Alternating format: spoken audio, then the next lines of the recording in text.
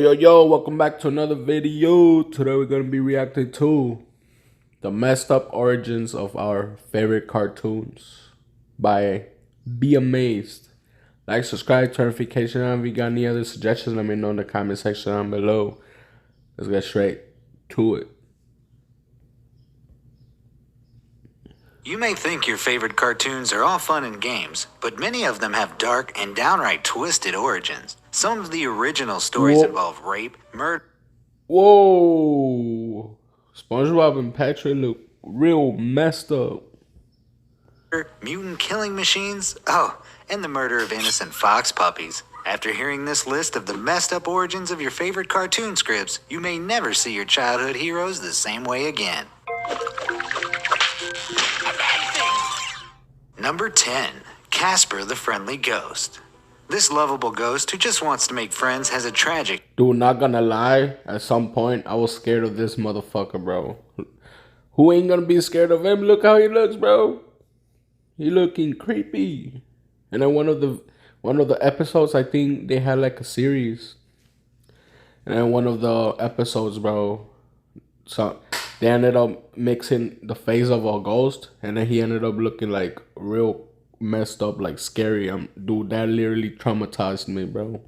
History. During the 70s, Harvey Comics, the creator of Casper, was adamant that Casper was just a type of supernatural creature, which when you think about it, would be fine. But the problem is, this origin story has a darker truth. It's more likely he's just a lonely, resurrected kid, forever haunting the earth, unable to rest, with constant suicidal thoughts. Don't believe me? Well, there's Good Booze Tonight, a short film made in 1948, showed Casper living beside a gravestone, and when his fox friend died, he too came back as a ghost. The 40s animation also showed Casper becoming weary with scaring people. He tries to make friends, who are nevertheless scared and reject him. Poor Casper then tries to kill himself by lying on the railroad tracks, only to discover he can't even do that because, well, he's already dead. This concept of Casper may have even concerned adults, because in later versions he was portrayed as having parents. Then in the 1995 feature film Casper, his origin story really came to light, with him being the ghost of a little boy who died of pneumonia. I don't know about you, but the idea of a lonely, clinically depressed apparition who immediately tries to commit suicide after his failed attempts at making friends doesn't seem to be promoting ideas we'd want children exposed to. Number 9. Peter Pan. Are you kidding me, bro? What? No, bro. These stories are gonna mess me up, bro. Whoa, bro. The character Peter Pan makes reference to Pan, the Greek god of sexual deviance, rape, and torture. But that's only the beginning of the creepy things about this children's tale. In some versions, Peter Pan is depicted as having horns like a devil, and author J.M. Barrie once complained that a statue of the character failed to show the devil in him. Peter also encourages children to join him in Neverland by telling them they can do whatever they want. All they have to do is leave their loved ones behind forever. So yeah, not the best moral we should be teaching kids, but it gets a lot more twisted. The character was based on Barry's older brother, who tragically died in an ice skating accident at the age of 13, thus never growing up. As an adult, Barry married actress Mary Ansell, but the couple never had children and reportedly never consummated the marriage. He eventually sort of adopted 3 children in a weird and creepy way, which might give you mixed feelings about the whole story. Barry met the Llewellyn Davies family in a park and became acquainted with their 3 sons, George, Michael, and baby Peter. He became a frequent visitor at their home, even more so after Father Llewellyn died, and made up the first Peter Pan stories to entertain the children. A few years later, the boy's mother also died, and in her will she asked for her sister Jenny and the boy's nanny Mary to care for the boys. When he conveniently transcribed the will for her, Barry changed Jenny to Jimmy, his own first name. Not surprisingly, that led to claims that he was a pedophile, although his youngest brother, Nico, denied Barry was ever inappropriate with kids and suggested he was actually asexual. The tragedy, however, continued and became darker in the real world. The 2 older boys died in their 20s, one from drowning and one during World War I. Younger brother Peter, namesake for the Pan character, was putting together a family scrapbook when, midway through, he stopped and then threw himself in front of a train. So yeah, its backstory is nothing short of disturbing. Number 8. Hercules. Hercules is known for his great strength and is usually shown as a hero, as in the 1997 animated film. However, these stories are rooted in a string of dark and messed up origins. According to Greek mythology, baby Hercules was conceived when his mother was visited by the god Zeus, who was disguised as her husband. She then slept with him, thinking she was with her husband, but instead Zeus fathered the child. And while he may seem innocent in the cartoons, in mythology, little Hercules was a bit of a brat, killing his music teacher with a lyre after the teacher tried to discipline him with corporal punishment. Then, as an adult, he married his first wife Megara and had 3 sons, whom he later killed while suffering some sort of hallucination in which he believed they were his enemies. All in all, it seems the cartoon hero both suffered and inflicted tragedies of Herculean proportions. Number 7. Hunchback of Notre Dame. The Hunchback of Notre Dame is considered one of the darker Disney stories. Although Quasimodo does save Esmeralda from being burned at the stake, he later gets his guardian Frollo killed when they both accidentally fall from the cathedral's balcony. Eventually, he returns to the town where everyone finally accepts him. In Victor Hugo's original novel, however, Esmeralda was betrayed by Frollo and sentenced to death. At that point, Quasimodo shoved Frollo off the balcony on purpose. Then he went to Esmeralda's grave, refusing to leave until he eventually starved to death. To be fair, I can see why Disney didn't go with that one. It's kind of hard to have cute animals singing and dancing about murder and starvation. Number 6. Damn. Teenage Mutant Ninja Turtles. There are several different origin stories for the Teenage Mutant Ninja Turtles, and the tale evolves a I remember when they made the Ninja Turtles movie, bro. I think I went to that one around 2005, I think. little with each TV series. It all kicks off when 4 turtles get exposed to radioactive ooze and get trained as ninjas by their adoptive father Splinter, who's basically the rat equivalent of Yoda ridden with parasites. Anyway, the original story produced by Mirage Comics in 1984 lays out enough backstory to make it question the whole cartoon. What? Basically, Splinter trained them to become killing machines for his own personal revenge against his mortal enemy Shredder. It's not like he wanted justice, he just wanted to kill a personal rival, and his turtle apprentices did just that, even though they were total strangers at this point. In fact, when they first encounter Shredder, Leonardo, the moral compass of the group, straight up stabs him, and then, get this, offers him 2 choices, either to be killed by the violent turtle group or cut his own guts out. So at the start at least, they were ultra-violent killing machines, not a friendly group after justice and pizza. Number 5. Winnie the Pooh. You may remember the character Christopher Robin in Winnie the Pooh, but you might not know that he was actually based on the author's own son by the same name. Christopher Robin owned Pooh Bear, who That's was crazy. his treasured teddy bear that lacked IQ but made up in heart.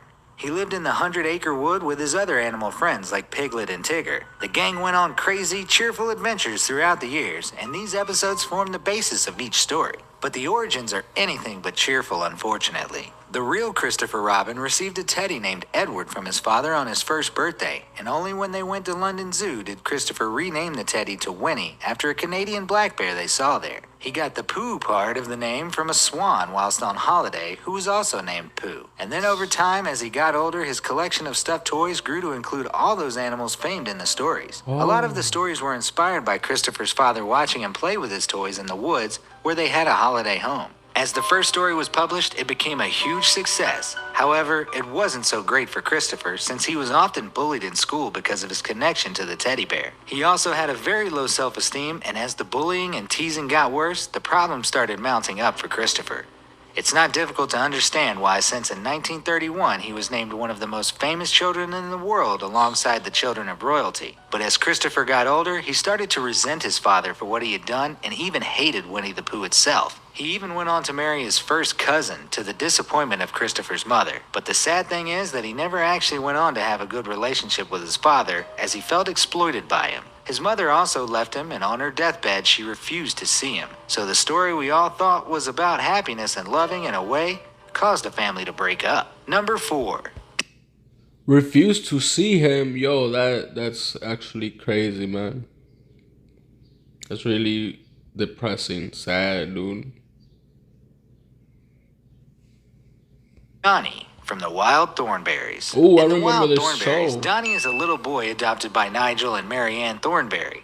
They discover Donnie living with a family of orangutans while doing a TV show about the primates. Nigel and Marianne adopted Donnie, and he's sometimes left in the care of his older sister Debbie. However, the tragedy of Donnie's story is that his biological parents were naturalists who were killed by poachers, leaving him to be raised by the orangutans until the Thornberries came along. Because of this, Donnie's development was slowed and he doesn't have the language or social skills of other kids his age. Number 3. Pinocchio. I've always thought the tragedy of Pinocchio is that the nose growing when lying tech has never been adapted to work on politicians. But it turns out the original story, which appeared in a newspaper in the 1880s, is pretty tragic all by itself. In the original story, Pinocchio doesn't like Jiminy Cricket's advice, so he throws a hammer at him and kills him. Oh! Worse, he doesn't even feel bad about it. Instead, Pinocchio acts like the guy in some story you read about the problems of privilege, saying the cricket's death was his own fault, for I didn't want to kill him. Never mind that the cricket didn't put a gun to Pinocchio's head and force him to throw his hammer or anything. Later, Pinocchio gets into more trouble and in a state of exhaustion falls asleep with his wooden feet on a stove where they burn off. No worries, Geppetto sweeps in and makes new feet for him. Pinocchio eventually gets hanged from a tree after failing to take Ghost Jiminy Cricket's advice again. The author meant for this to be the end of the cautionary tale of Pinocchio, but the newspaper told him to keep writing, probably because they wanted a more Disney-ish ending. Instead, the tale concluded with Pinocchio promising he had, in fact, finally learned his lesson from the zombie version of Jiminy Cricket. Number 2.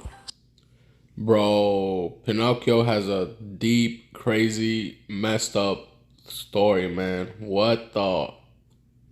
Sleeping Beauty. Sleeping Beauty is the story we all know about a princess who pricks her finger, falls asleep, and can only be awakened by a kiss from her prince. In the original story, however, Sleeping Beauty is actually found by a king who, when he can't wake her, decides to just go ahead and have sex with her. That's right, the original story is about rape. After that happens, the king goes right back to his wife and What the fuck? never gives it a second thought. Sleeping Beauty becomes pregnant with twins and even gives birth while still unconscious. A couple fairies show up and try to help the babies breastfeed, accidentally getting them to suckle the princess's fingers, because apparently boobs and fingers look exactly alike. At any rate, this wakes Sleeping Beauty and she goes about nursing and raising her children without a second thought. Then the king reappears and declares his love for Sleeping Beauty. His angry wife enters the story and tries to make him eat his own children, although she's outsmarted by the kind-hearted cook who refuses to prepare a dish of babies. Eventually, the wife tries to throw Sleeping Beauty into a fire.